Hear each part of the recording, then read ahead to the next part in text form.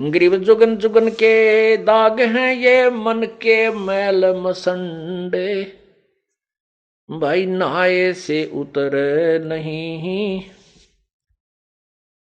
68 तीर्थ दंड।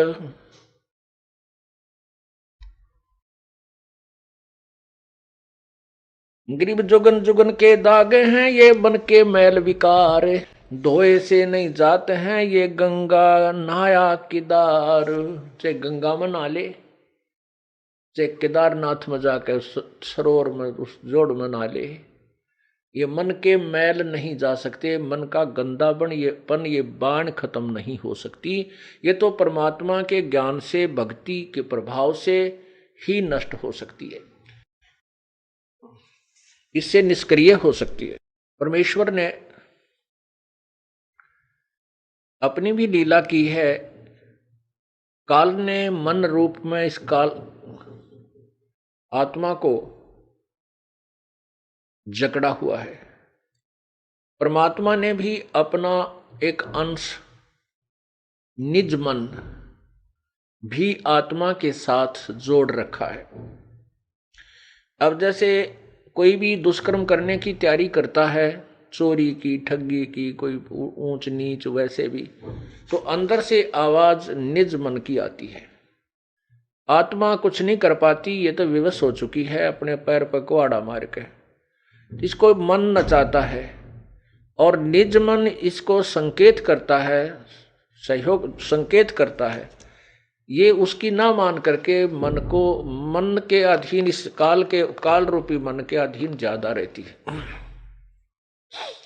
और जब हम परमात्मा से जुड़ जाते हैं तो निज मन अर्थात उसको जीव आत्मा कहो, मन, वो निज मन कहो, वो उस आत्मा को भ्रमित नहीं होने देता। क्योंकि परमात्मा भी इस शरीर में, जैसे काल ने अपना दूध छोड़ दिया और स्वयं अलग रहता है, ऐसे परमात्मा ने भी अपनी एक शक्ति छोड़ दी, उसको निज मन कहते। तो क्या बताते हैं, मन कामी ही मैल है निज मन को टुक बूझ, निज मन से निज मन मिले खाकी मन से लूज। अब निज मन से निज मन मिले। अब परमात्मा के शरण में हम आने के बाद हमारे अंदर ईश्वरीय शक्ति का संचार होता है, तो निज मन परमात्मा की तरफ खिंचाव करता है। आत्मा को ये फिर निज मन उधर खींचता है।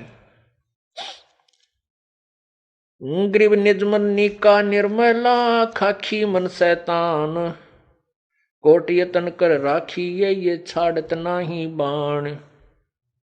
काया माही दो मन इनमें कौन हमारे, को अमरापुर जाते हैं को भर में संसार। नूरी सेती मिल रहो ये खाखी खारज कीन, ज्ञान शब्द से मारी ये 5-2503। ग्रीव नूरी मन से मिल रहो ये खाखी बड़ा बखील, सतगुर हेला देते हैं क्योंकि जैसे ढील। ग्रीव खाखी रोड़ा बाटे का यो नूरी निर्गुण नूर, इस उसमें बहु अंतरा खाखी से रहो दूर। खाखी मन ये काल है। खाखी का अर्थ होता है खोखला, व्यर्थ, खोखा। जैसे किसी कवर होता है, ऊपर डिब्बे में सामान निकाले और ऊपर बड़ा सुंदर वो डिब्बा रखा हो, तो ऐसा लगता है जैसे इसमें वही वस्तु है। इसको खोखापुर भी कहा इस काल के लोक को। ये खोखापुर है, ऊपर से कुछ है, अंदर इसमें गंध कुछ भरा हुआ है। खाखी रोड़ा बाटे का नूरी निर्गुण नूर, इस उसमें बहु अंतरा खाखी से रहो दूर। खाकी मन खैला भया खाता है नित नित खेत, नूरी रखवाला रखो हटके प्रेम सहेत। अब परमात्मा कहते हैं, जब हम प्रभु पूर्ण परमात्मा के ज्ञान से परिचित हो जाते हैं, उस समय इस मन को हम कैसे मारते हैं, कैसे इसका जो बचाव करते हैं, इससे क्या बताते हैं। रोहो रोहर मन मारूंगा, ज्ञान खड़क संघारूंगा। डामा डोल न हुजे रे, तुझको निज धाम न सूझे रे। सतगुर हेला देव रे, तुझे भवसागर से खेवे रे। 84 तुरत मिटावे रे, तुझे जम से आन छुड़ावे रे। कहा हमारा की जय रे, सतगुरु को सिर दी जय रे। अब लेखे लेखा होई रे, ये बहुर न मेला कोई रे। शब्द हमारा मानो रे, अब नीर खीर को छानो रे। तू बहज मुखी क्यों फिरता रे, अब माल बिराना हरता रे। तू गोला जात गुलामा रे, तू बिसरा पूर्ण रामा रे। अब दंड पड़े सिर तो ही रे, त अगली पछली खोई रे।